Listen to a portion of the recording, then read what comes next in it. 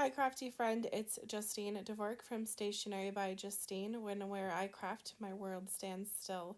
Today I'm over here on the Pajama Crafter Stamps channel using the Birds of a Feather stamp set. And I'm using a prickly pear die that is from also Pajama Crafter Stamps owns Prickly Pear, where they bought them. So it's called Circle Peekaboo. So I have the old packaging there.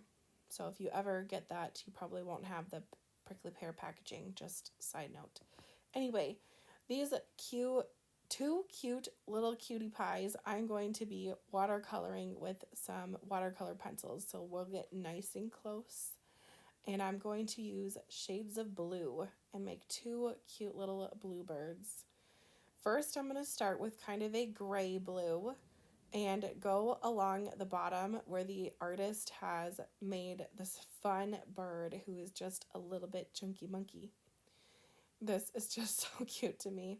This is the aged or iced spruce, so it's almost like a blue, green, gray, if that makes any sense to you. And I'm going to go along the back part of the feathers right at the bottom as well. Now I have all 6 sets of the Tim Holtz Distress watercolor pencil set, so I have all my blues together. So I'll go in with Speckled Egg next. This is just way easier for me to pick colors when I have all the colors that are similar together. Now I'm just really lightly applying this over the top. I don't want to lose any of the highlight parts of my bird at all. I have stamped these birds out with watercolor paper and watercolor friendly ink. And I also have run these guys through my scanning cut. So they are perfectly die cut out. If you want, you could fussy cut them out if that is something that you're interested in doing. But I do like using my scanning cut. Next, I'm going to go in with Broken China. I'm so sorry. For whatever reason, my tongue is just in the way of my words today. Anyway, Broken China, just to really deepen up some of the blue tones. Again, I'm focusing on the shadow parts of the bird and just creating that deeper color with layers of these pencils. Let me remind you that at this point, all of these pencils are totally dry. The paper is dry. Everything is dry at this point. I will bring in water in just a little bit. You can definitely use these pencils as standard watercolor painting as well, which means you can bring a wet brush to the pencil and rub it on the pencil and use a regular brush to watercolor with.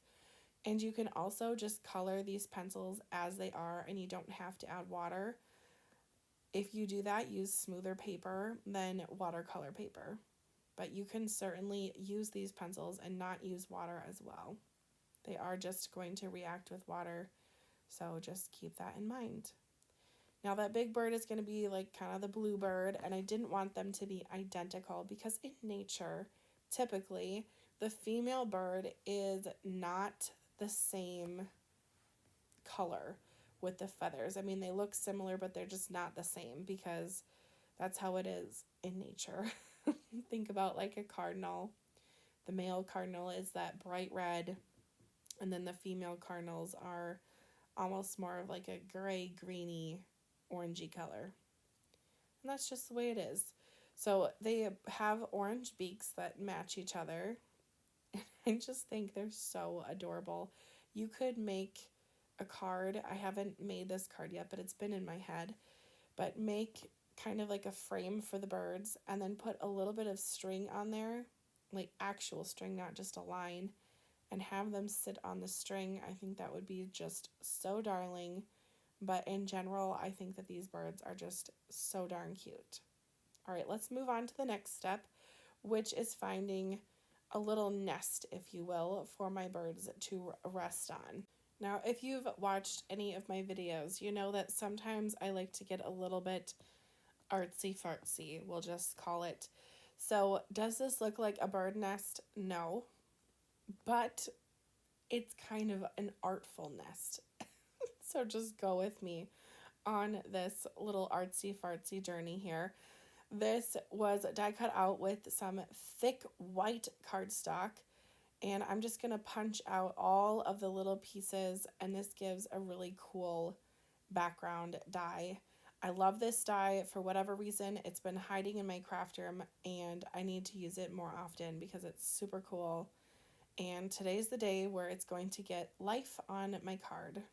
Look at how cool that is with no color, no ink blending, just white paper. Just stunning. Now, I know before I said that the white circle was going to be the nest. I decided that the bow is going to be the nest. So I'm taking some basic twine that I just had from my stash and making a simple bow. I like to make these little bows before I cut sometimes, just to keep my thread on the roll. I don't know if that makes any sense to you, but to me, I want to make sure that I get the right size bow before I cut the string, because I can always wind it back up. But once I cut the twine, I can't put it back together. It's like Humpty Dumpty. So I'm going to make my bow like so, and then I will take my scissors and just give it a little snip.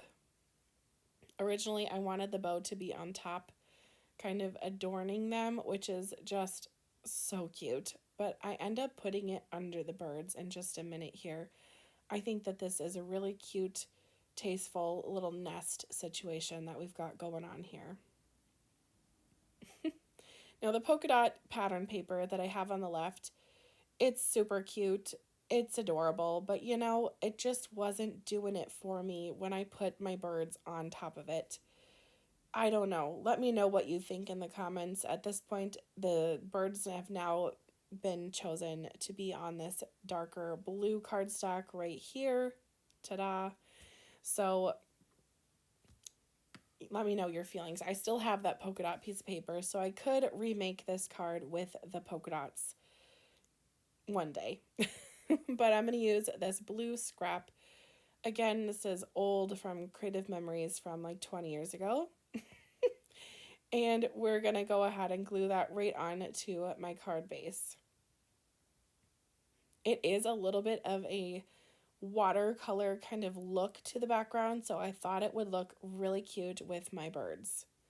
And then I grabbed a sentiment from my stash that says, "Just because I care." I love a glimmered sentiment, so it definitely coordinates with the background, so that one just was going to be the one I used here today. For whatever reason, I decided to pop up the circle. I think it is just kind of fun to do that sometimes and grab the foam, use the foam, don't hoard the foam, and get that shadow going. It's difficult to see on camera, but when you are in person with this circle, you can see all of the shadows that all those little pieces are making from that die. That die is really reasonably priced on the Pajama Crafter Stamps website as well. So if you want it, I would grab it because it's in one of those circle dies that you can use in your stash with so many different projects. I highly recommend it. Now, have we just taken a second to look over at the stamp sentiments from this set? I mean, they are just so cute. I ended up using this one because it was ready to go and easy to reach on my desk when I was making this one. And I thought the sentiment was perfect for these two cute little lovebirds. But the other sentiments are super fun as well. And they have lovely fonts, which is just so, I don't know, it's like chef's kiss. To have a good font is like perfect. I love a good font. On this one, I think I have to say I love the sentiment that says "thinking of you." And I'm actually going to stamp that inside this card. So if you look at my stamp set over there, you can see that that stamp is missing because I did stamp that inside my card. As we near the end of this video, I would love for you to take a second to let me know what you think about this card in the comments. And if you would like to check out my channel, Stationery by Justine, I would love to see you over there. I have more Pajama Crafter Stamps videos on my channel as well as this channel. So we will see you in the next video, and happy crafting. Bye, crafty friend.